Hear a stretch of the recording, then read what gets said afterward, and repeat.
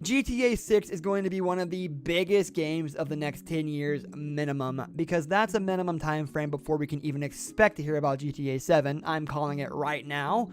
Today in this video, I'm going to cover why GTA 6 will start off as a PC exclusive.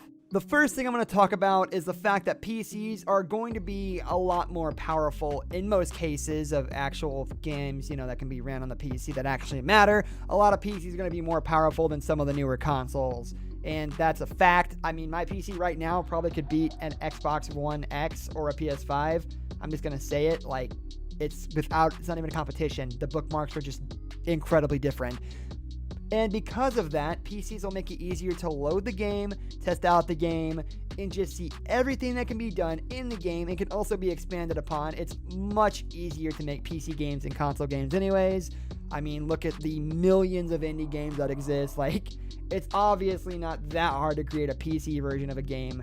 I bet it's a lot harder to create a console version for sure. Plus, a lot of the games are just ported to PC anyway, so I think it'd be better to have a more adjustable version made on the PC first and then ported to consoles, if you catch my drift. Because it's easy to make a PC with the current specs of the newer consoles, meaning it'd be easier to find better benchmarks. That way you can just slap it onto a console and call it a day with the same specs. I mean, it's not that complicated. Now, they're going to have to do a lot of tests, and that's because another feature that's coming to GTA 6 is a ridiculously huge map. And I know what you might be thinking, well, we'll just find out for ourselves and they'll lower the graphics and stuff. But it'd be much easier to do that on a hard drive or a SSD that's been existing in a PC for a long time versus a console SSD. They could be the same thing, but there's going to be some differences. There has to be. It's just the way the console works with the motherboard and things like that. That's just facts.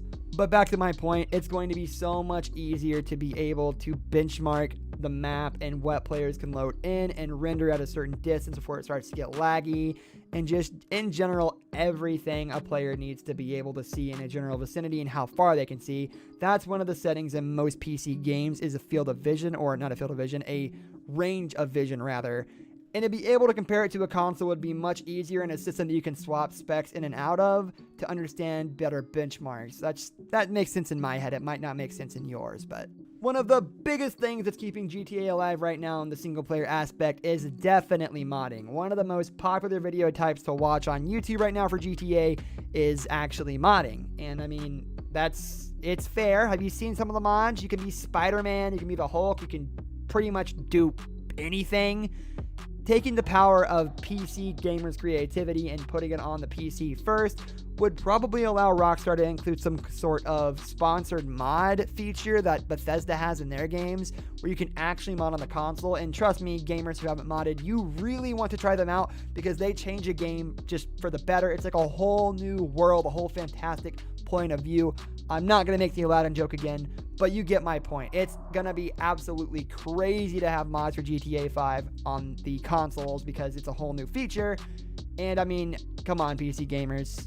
We know we want to bestow the power of modding onto our fellow console brethren so they can finally see how strong and mighty and better the PC is compared to the Xbox and the PS versions.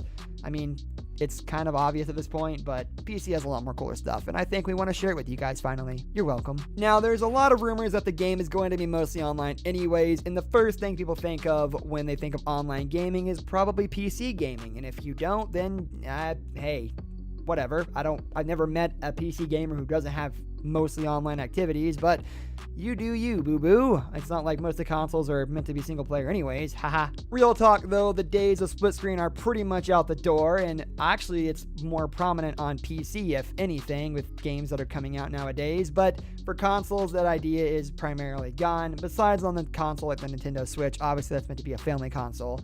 But I can't think of many PS4 games that I want to play with my family. Maybe Rocket League, that's about it. But back to the point, we're not talking about split screen. We're talking about the fact that GTA 6 could be a primarily online game.